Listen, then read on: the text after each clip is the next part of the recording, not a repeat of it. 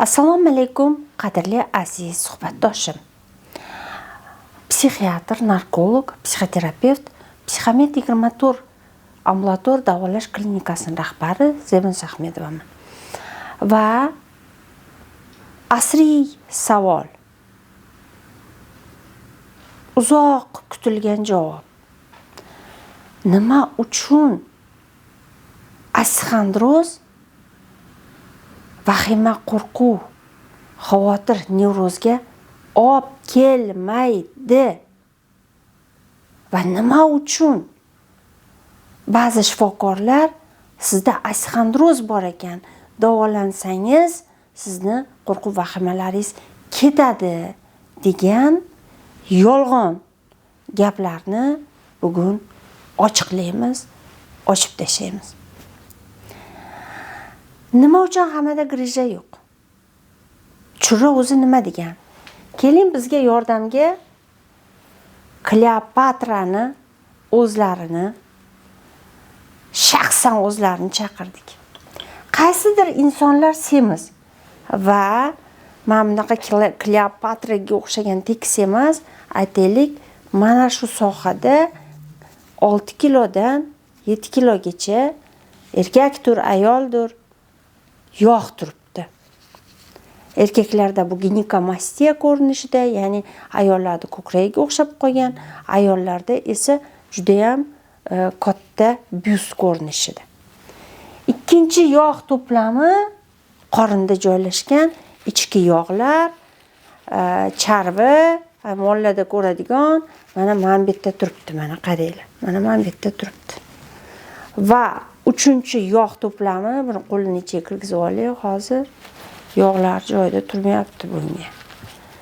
Va uchinchi yog' to'plami, aytaylik, uning orqa qismida turibdi. Endi mana shu yog', mana shu yerdagi yog' pastga tortadi. Siz bo'yningizni orqaga tortasiz, gavdani tik ko'tarish uchun. Bu qorindagi yog' bu tarafga tortadi. Orqadagi yog' bu tarafga tortadi. Va mana shu qirs etadi. Mana shu qirs etadi. Mana ko'krakning yog'i, ayoldir, erkakdir, oldinga tortdi. Ko'krakning yog'i, ayoldir, erkakdir, oldinga tortdi. Siz ko'krakdagi yog'ni ko'tarishga, qaddingizni rostlashga harakat qilib, bo'yinni orqaga qilasiz. Mana shu yerda bo'yinni umurtqasi biroz orqaga, ichkariga shundoq kiradida qirs churra chiqdi. Endi mana bu qorin. Qorinning yog'i bu yoqqa tortyapti, ya'ni belingizni bu yoqqa tortyapti. Siz belni bundoq qilasiz, orqaning yog'i orqaga tortyapti. Siz qorinni bundoq qilasiz. Ikkalasi bir-biri bilan urushadi.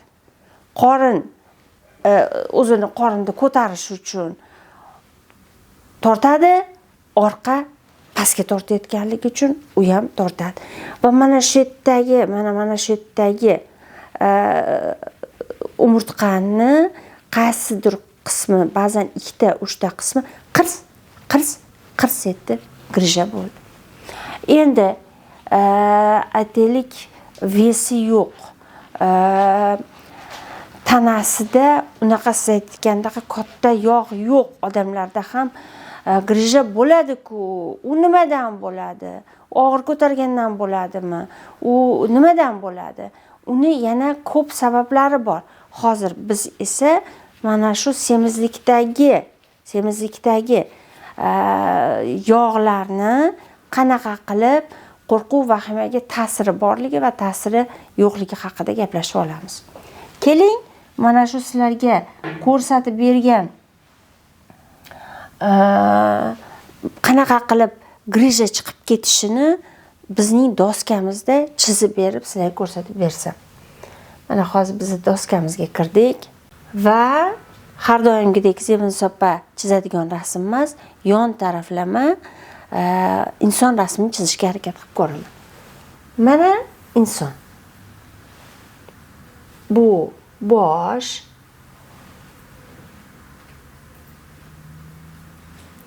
bu bo'yin, bu ko'krak qafasi, bu biz aytayotgan semiz qorin, bu biz aytayotgan semiz orqa va ikkita oyoq. Mana shu insonni rasmini chizdim. Mana bu oldinga tortganligi uchun, bo'yin bu yoqqa tortganligi uchun mana shu yerda churra paydo bo'ladi. Va mana shu yerda umurtqani, mana umurtqa pog'onasi desak, umurtqa pog'onasining ikki tarafidan katta nervlar to'plami va katta qon tomirlar bizni boshimizga kirgan, boshimizdan chiqqan, boshimizni innervatsiya qiladi, ya'ni nerv bilan ta'minlaydi va qon bilan ta'minlaydi. Mana bu yerda yog' bo'lsa, mana bu yerda toshbaqani go'rbi deymiz, katta mana bunaqa yog' turgan bo'lsa nima qiladi? Bu o'sha tomirlarni atrofini ham o'rab olganligi uchun va tomirlarning ichida ham yog' bo'lganligi uchun miyaga qon yaxshi yetib kelmaydi, kislorod ham yaxshi yetib bormaydi. Va mana shu insonni yog' hisobiga, uning modda almashinuv pastligi hisobiga, boyaga aytganimdek, me'da qon aylanishi,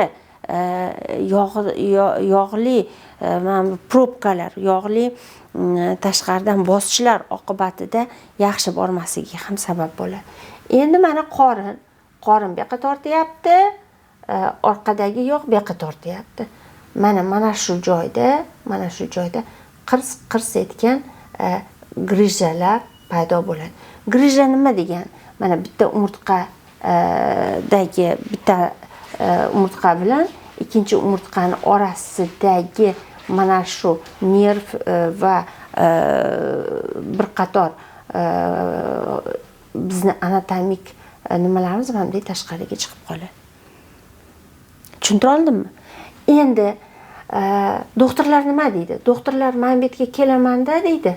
Mana buni deydi ichkariga kirgizib, kerak emas narsasini olib tashlab operatsiya qilaman deydi. Nevropatolog nima deydi?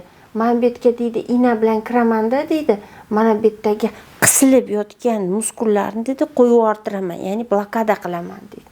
Blokadada bu yaxshilanadi, blokadada bu yaxshilanadi. Operatsiya qilib tashlasa zo'r bo'ladi, ammo saldan keyin yana mana shu joyga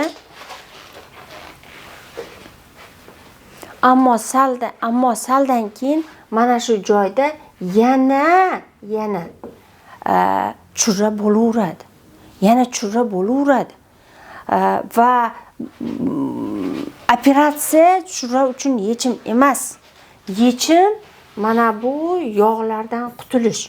Bu yog'lardan qutulish uchun harakat qilay desa, harakatga kuchi yetmaydi. Chunki buncha 60 kilo, 30 kilo, 25 kilo yog'ni ko'tarib yurgan oyoq ozgina harakat qilsa, uni ko'tara olmay qoladi. Bir qop unda uydan buyga olib kiring, qanaqa bo'ladi? Endi bu odam mana shu 20 kilo yog'ni, aytaylik 20 kilo semiz bo'lsa, o'zi 60 kilo bo'lish kerak edi, 85 kilo. 25 kilo unni uyga, buyga, to'yga, ko'chaga oyog'i bilan ko'tarib yurish kerak. Mana shu tizzada mana bunaqa bo'g'im bo'lsa, bo'g'imning ichida suyuqlik bor. Bo'g'im suyuqligi bor. Va bo'g'imga mana bu yerdan tepadan bitta suyak kelgan, pastdan bitta suyak kelgan. Endi ular undoq qilib mana bu nimalari nima deydi, suyakni mana bu qatlami bir-biri bilan mana bundoq yurdi, bu yoqqa yurdi, bu yoqqa yurdi, oyog'ini bu yoqqa qildi, bu yoqqa qildi. Mana shu joylar yara bo'lib ketadi. Nimaga?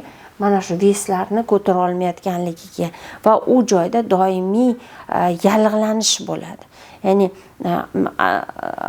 oyog'i osteoporoz bo'lib qolibdi, osteoxondroz bo'lib qolibdi, artroz bo'lib qolibdi degan diagnozlar paydo bo'ladi.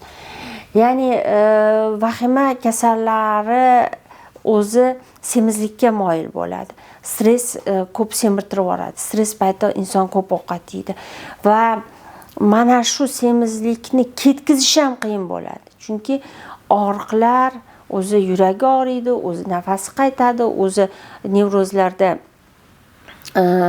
holsiz bo'ladi, o'zi nevrozlarda hushdan ketayotgandek bo'ladi, bosh aylanadi, miya shovqin bo'ladi, quloq shovqin bo'ladi va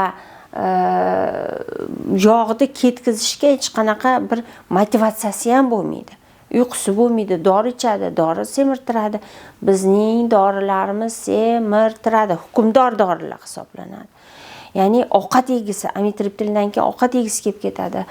Olanzapindan keyin, neuroleptiklardan keyin, gipnotiklardan keyin ovqat yegisi kelib ketadi bemorda va bir oy neuroleptikda yurish 1,5 kilo yog' bo'lsa, 2 oy neuroleptikda yurish 3 kilo yog'. 3 oy neuroleptikda yurish 4 kilo yog'ni organizmga yuklamasiga aylanadi.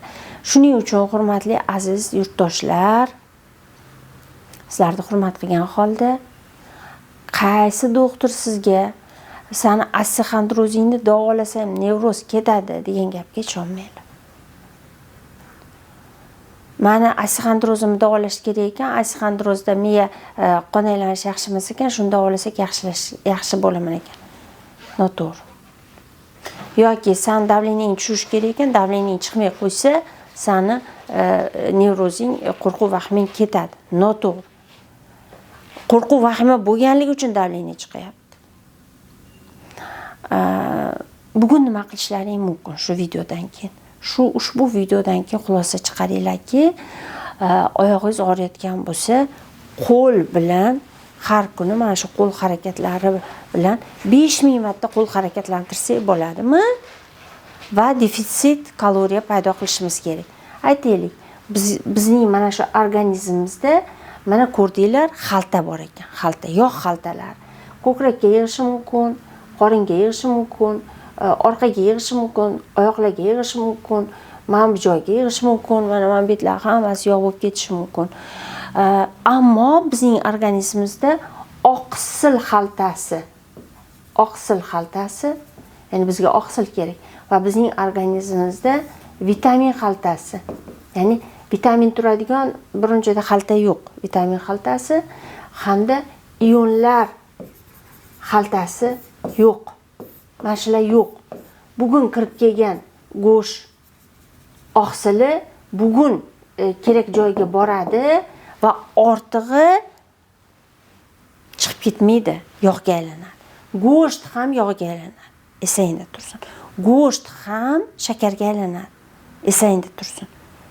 Go'sht shakarga aylanadi. Ya'ni borib glukogen bo'lib to'planishi kerak, undan yog' bo'lib to'planishi kerak va eslaringda tursin, organizmda semirish boshlanganda xaltachalar, lipotsitlar, ya'ni yog'ni solib qo'yadigan hujayralar, ichiga yog' solib qo'yadigan hujayralar paydo bo'ladi. Mana shu qorin mana bunaqa yog' hujayralaridan iborat. Inson ozsa ham, o'zini vesiga kelsa ham, mana bu hujayralarning soni kamaymaydi, faqat uning ichidagi yog'i kamayadi. Qachon kamayadi? Siz kuniga 1800 kilokaloriya ovqat yeyishingiz kerak, lekin siz 1200 kilokaloriya ovqat yeysizda, mana shu ovqat ham asosan oqsil, vitamin, ion bo'lishi kerak. Ya'ni go'sht, vitamin, ion bo'lishi kerak. Mana bu yog' bo'ladigan, ya'ni tez energiya beradigan shakar, kola, non, bulochka, pryanik, pechenye bo'lishi kerak emas. Chunki mana oqsil yedinglar, go'sht yedinglar, 2 soatda energiya beradi. 2 soat kerak oqsil sizga energiya berish uchun. Uni ichida qoningiz to'yib oldi, go'sht bilan to'ydi. Ya'ni go'sht ko'p yeyish kerak emas. Mana shuncha yesa yetadi. Ammo o'sha ham to'yilish darajasini beradi agar sizda oshqozoningizda ob'yom kichirsa.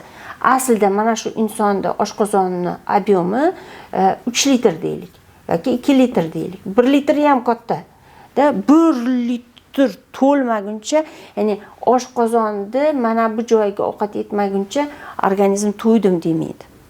Ya'ni kattarib ketgan oshqozon. Uni sekin-sekin kichraytirish kerak.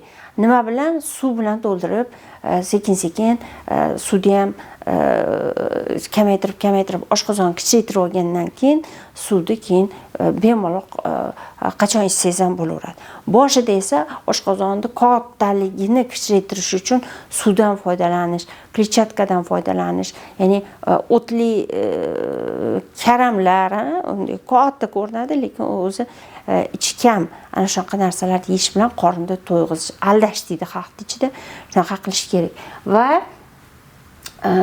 yana bitta gap aytib o'tmoqchiman. Xalqimiz ichida biz ot go'shti yedik, biz mol go'shti yedik, biz nima deydi, ataylabdan topib kelib shu kasallikni davolar ekan deb bo'rsiq topib yedik, kuchuk topib yedik. Aytaylik yana nima topib beradi, nimalardir topib yedik deydi. Endi sizlar qarab turinglar. Mana go'sht, mana shunaqa go'sht, ya'ni muskul.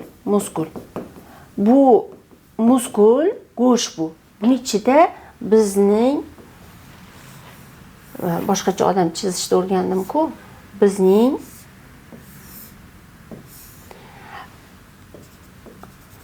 organizmimizga kerak bo'lgan mana shuning ichida aminokislotalar bor. Oqsildan aminokislotalar paydo bo'ladi.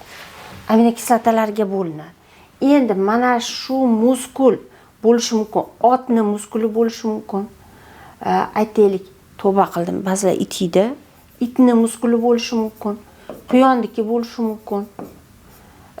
Aytaylik, nima deydi, moldiki bo'lishi mumkin, qo'yniki bo'lishi mumkin. Faqat go'sht, muskulda aytyapman, yog'ini aytmayapman. Ya'ni molni yog'i, qo'yni yog'i, kuchukni yog'i demayapman. Men faqatgina oqsilni, ya'ni muskulni aytyapman. Bular organizmda mana bu oshqozonni ichidagi kislota bilan parchalanib, hammasi 1 2 3 4 5 40 ta aminokislotaga bo'linadi. Kiyik otib yesangiz ham mana bu oshqozon ular kislota-ku, kislota muskulni eritib tashlab, ichaklar uni mayda qilib ichidagisini so'rib olib, mana shuga aylantiradi. Agar bu aytaylik kiyik otib yesalaring ham, ayiq yesalaring ham oxiri oqibatda mana shu 40 ta aminokislotaga bo'linadi. Va aminokislotalarning ichida zaminayuchisi bor, ne zaminayuchisi bor. Zaminayuch degan o'rnini, ya'ni organizm yog'idan vitaminlar qo'shib o'zi yasab oladigani bor. Ya'ni vegetarianlar shunaqa qilib yashaydi. Ya'ni oqsil yemaydi-da, organizmi bir narsalardan o'zi yasab oladi. Va nizaminiy bor. Nizaminiy organizm yasolmaydi, uni tashqaridan kiritish kerak.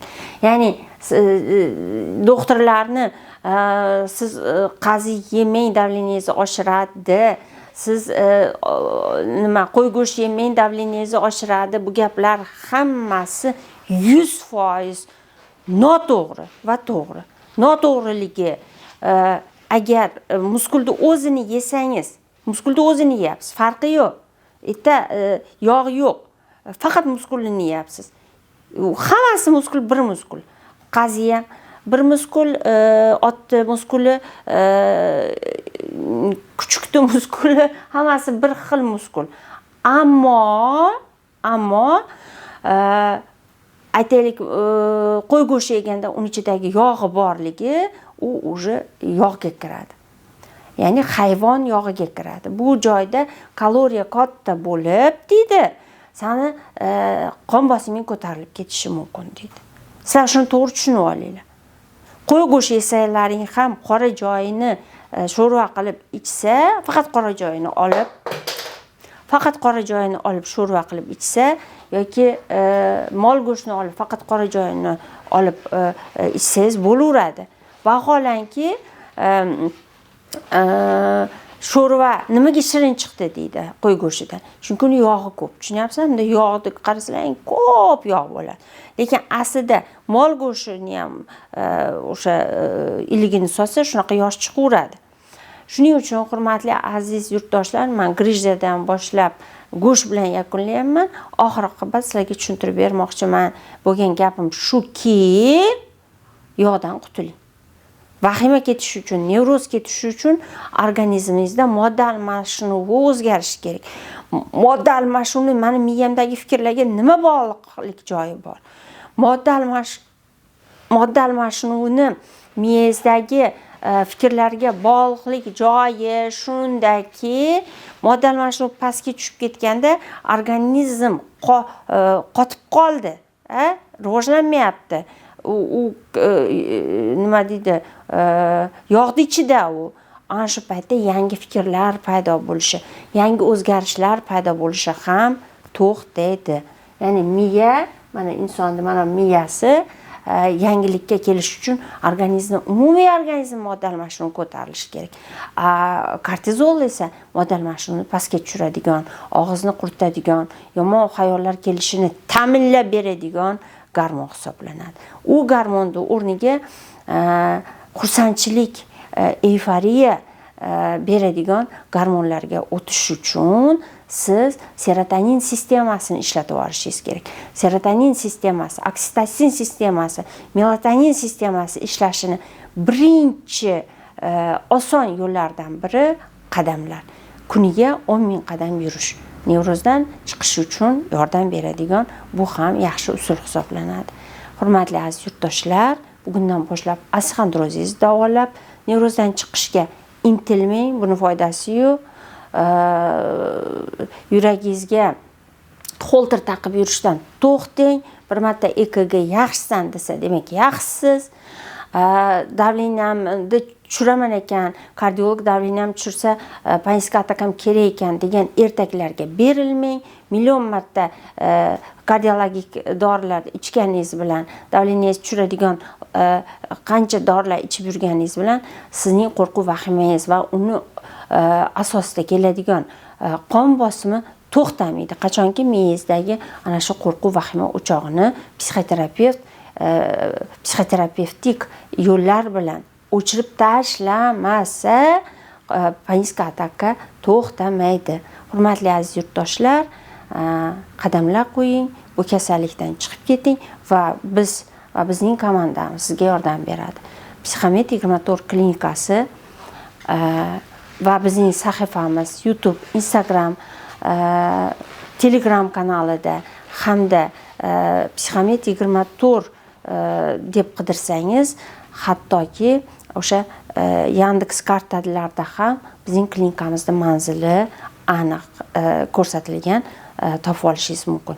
95lik 166 26 62 raqamiga qo'rquv, vahima, xavotir, nevroz kasalliklarida murojaat qilsangiz, biz sizning xizmatingizdamiz.